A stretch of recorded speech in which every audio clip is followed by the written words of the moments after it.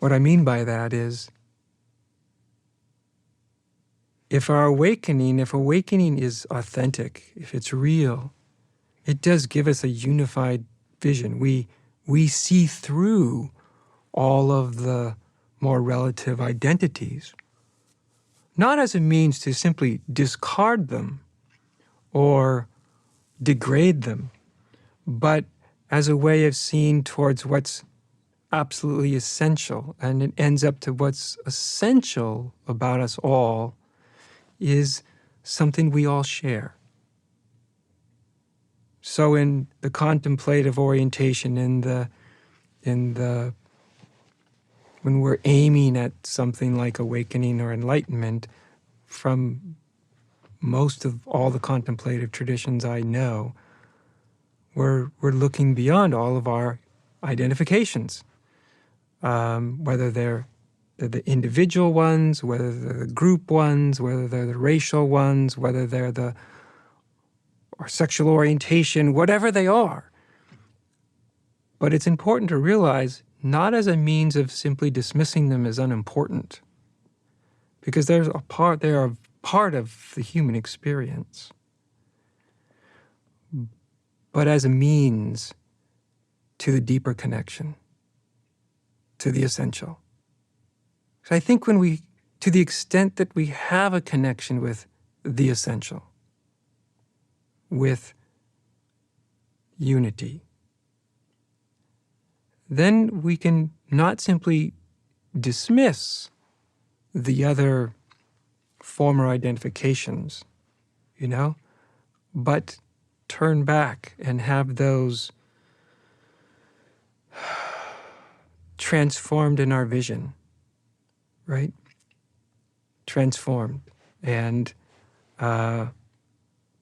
included, not excluded, right? So it's not that we exclude our gender or our race or our life experience or our history or our ancestry, whatever that might be. It's not that we dismiss that. I think that's a false form of contemplation, if all that is simply dismissed as having no reality. Yes, we go beyond that to have a realization of the essential, of the unifying element. But also we don't want to dismiss all of that as unimportant, that we want to be able to re-embrace, our own heritage, where we come from, who we are as human beings, the great challenges of the people we know and the people we love, and that there's a great paradox in all this. I've often found myself sort of, in a way, almost outside of a lot of the identifications that I could have taken on, even when I was, when I got into Buddhism and Zen, and my goal, I was always so clear, my goal wasn't to end up being a Buddhist. I was a Buddhist. I practiced in that. I loved the tradition. It gave me a lot. I have such a deep appreciation for it, and not only as a tradition, but all the actual real human beings that dedicated their life to the whole ancestry of it, that helped pass on the teachings and the practices and the transmission and the presence of it down to my teacher, down to me.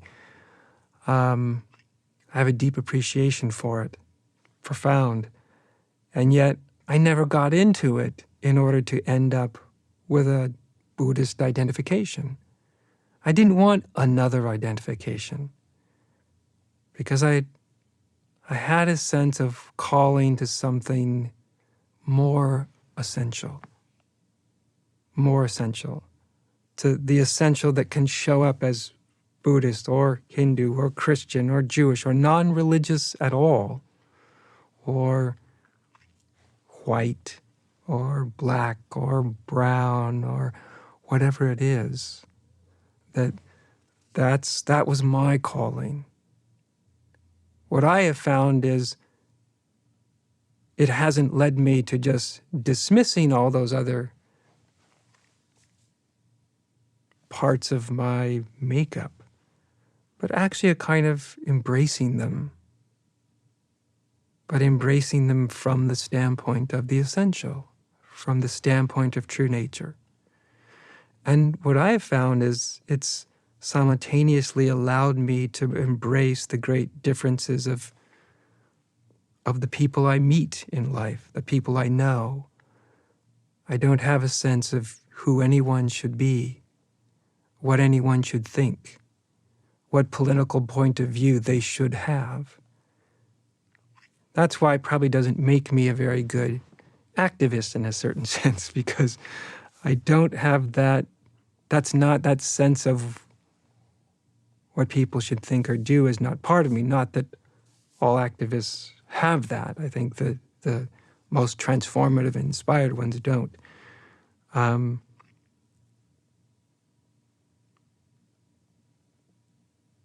But it's always left me in a place of a kind of great paradox.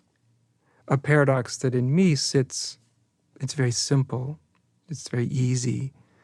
But when I go to talk about it, paradox is always often a part of my teaching, as so many of you probably know.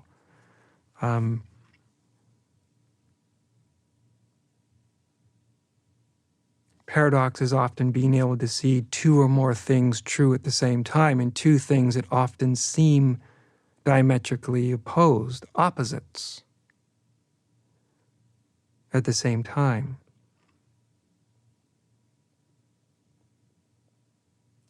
To see life from the essential, from our true nature, that unifying place of sameness.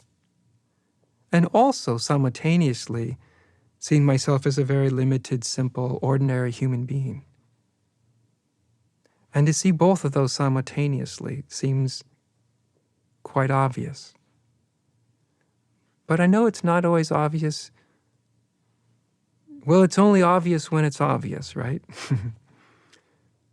To have that vision which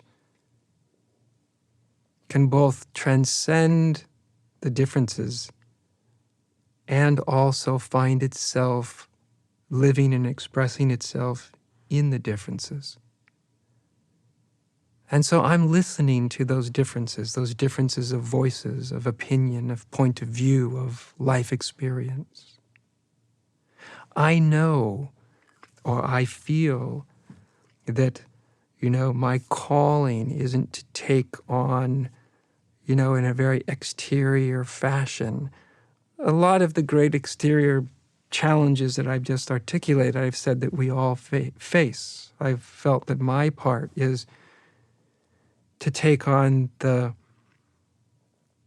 like I say, I don't want to ever suggest what people should think or do. What I'm interested in, do you have an open enough mind, truly open enough heart to connect with your own calling, your own way to be in the world? Because that's what I find inspiring when I find that in anyone, someone who's living out their calling. And it's usually very different than mine. And I love that, because I think the world needs all sorts of different callings, and it needs us to be committed in a deep way, in a profound way, to our own calling, to the thing that really inspires us. My own spirituality, my own quest, you could say, really began with a weird calling for enlightenment. I had no idea what enlightenment was, but I was seized by almost an inner demand to find out what that is. And I didn't even know, I certainly didn't make it up as an ego. I received it, I didn't create it. And the other part came from a life experience of just looking around life and recognizing that my life was going to have impact. Your life has impact. All of our life has impact, and probably more impact than we know or would even be comfortable knowing. And I saw how easy it is for any of us to delude ourselves, to have negative impact. And I thought I wanted to minimize the negative impact as much as I can. That's really what I wanted to do. I wanted to leave as good of a wake, you might say, like a boat going through the water leaves a wake, the most harmonious, beneficial wake that I could leave, whatever that meant. And that had very much to do with the impact that my very human life was going to have upon the world, upon life. And so the inner and the outer were always part of the calling for me. Obviously, I'm not an activist for a particular cause. Although outside of my public teaching, there's all sorts of different causes that I'm very much for and inspired by and interested in. And yet as a teacher, I don't want people to end up like me. There's enough of me. I can guarantee you of that. One of me is perfectly enough. I don't even want people to simply try to duplicate my own spiritual experience. I want you to have your own experience of unity, your own experience of the divine, your own experience of awakening, and see what transpires from really inhabiting your own existence, your own life. And so I'm in a position, I don't feel in this particular domain, I'm in a position of leadership. I'm in a position of learning, of listening, of trying to be humble and informed. And what will come out of that, I don't know. It will certainly have an effect over time. But like I said, I know what I'm called to. I know what this teaching is called to.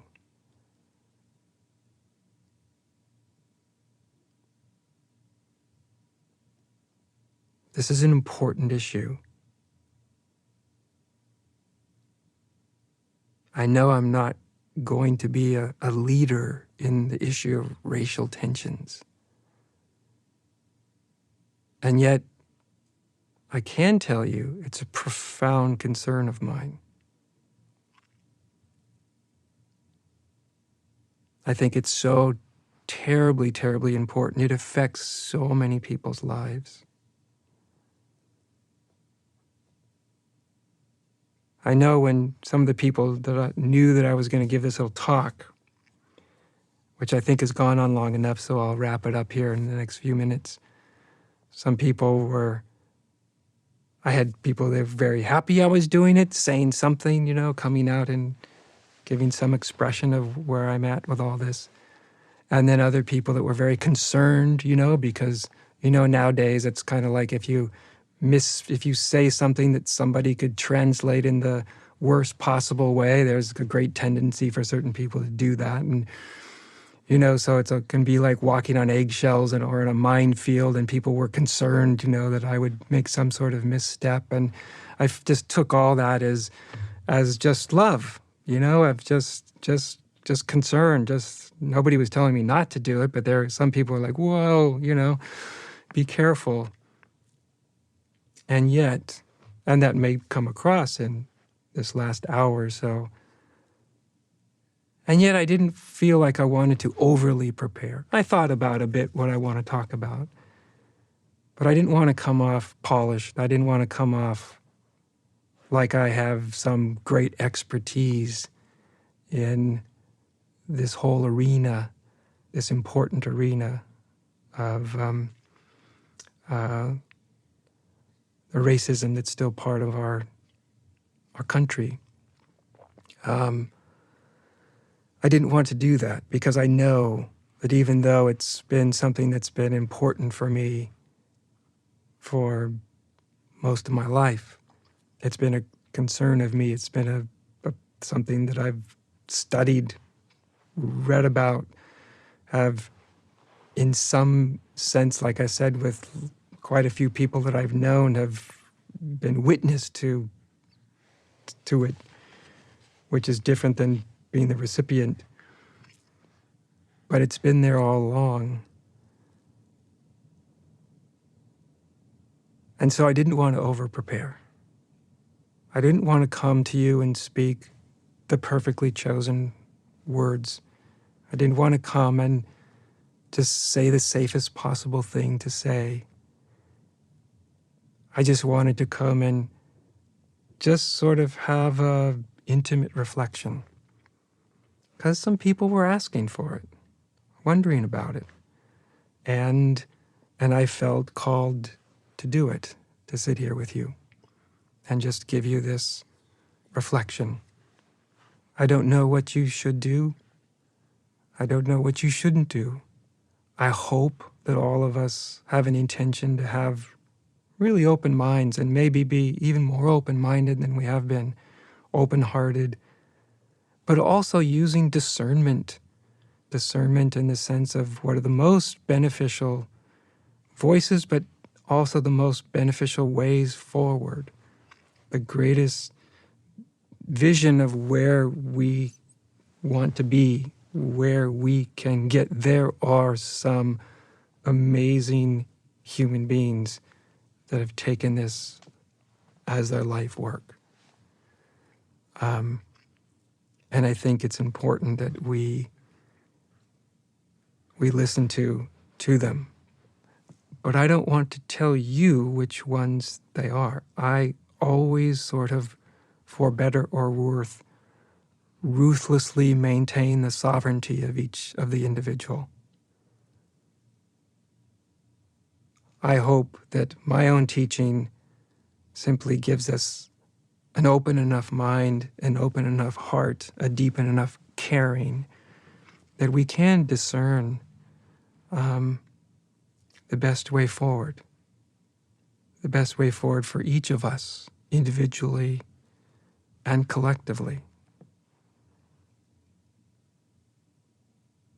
And that we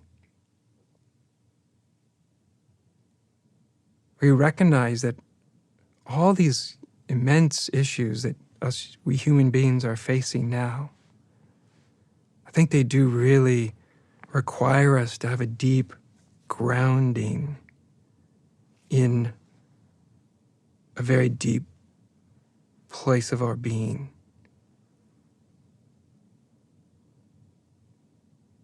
In that sense, I think spirituality then even becomes a kind of responsibility. I use spirituality in this sense of some way of connecting with the essential, because that's going to be so, so important. It's not the end. It's not the final solution to have a connection with that. Awakening is not going to magically solve all of our problems. It can help, but I think it can become a foundation from which a more intimate, honest, loving, and open-minded participation in the human experience can flower. And that's how I see my teaching work, primarily relating to these great, great challenges that we all face. We all need our depth. Not just the depth of us individually, but collectively as well. So I hope that I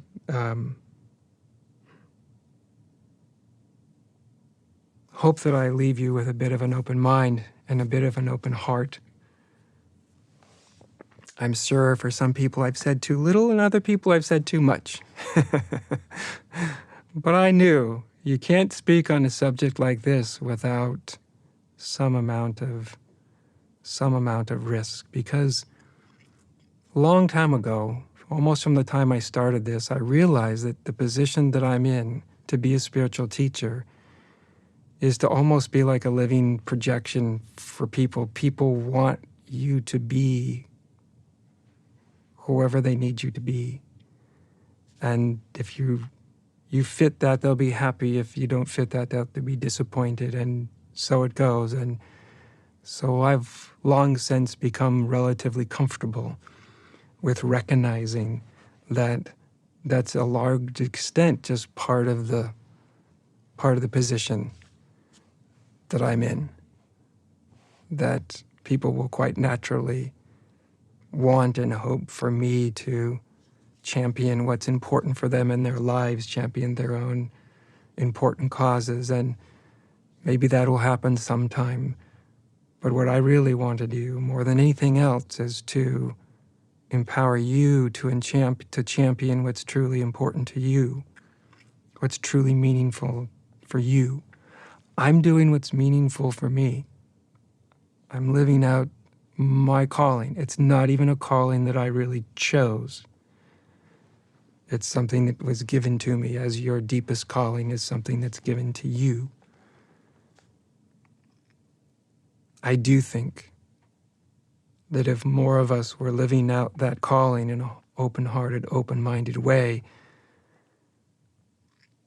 whether it's inward and outward, because we need both, right? We need both of those focuses. The inward isn't the solution to everything.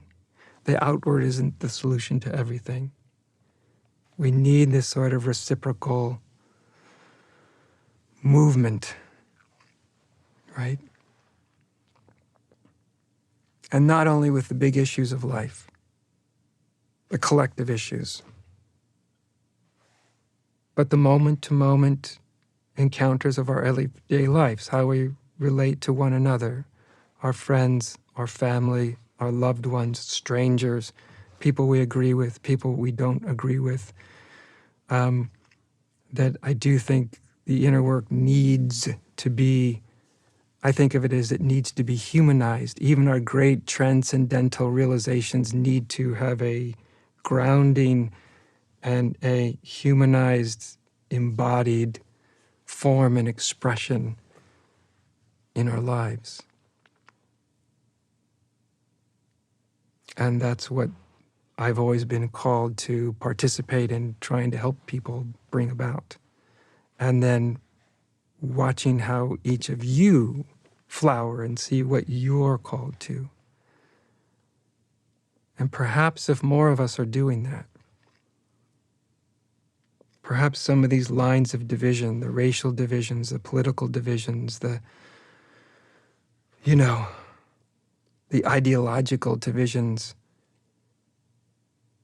perhaps we'll be able to start to honor where each other comes from, the uniqueness of each other's lives and background, and also reach into that and through that and find some common thread of,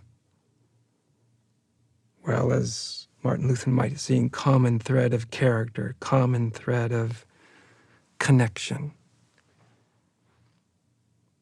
That's my hope. And so, my friends, I wish you very, very well with that. I'm continuing to listen deeply, really. And to bring all this into my contemplation. How it will come back out is yet to be seen, it's yet to be known by me. But I'm patient with these things. In a world where we're always encouraged to rush about and make up our minds immediately and find out where we stand immediately and claim the ground immediately. I think there is a virtue in, at times, allowing things to percolate a bit, to contemplate a bit. Not forever. Action is important. Engagement is important. But where our action flows from, where our engagement flows from, is equally important.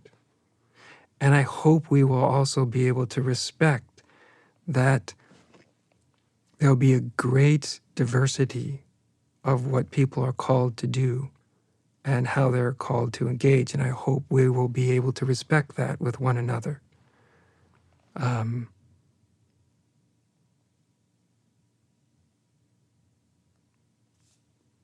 And with that, I wish you great peace and well-being, and also a kind of resiliency of spirit.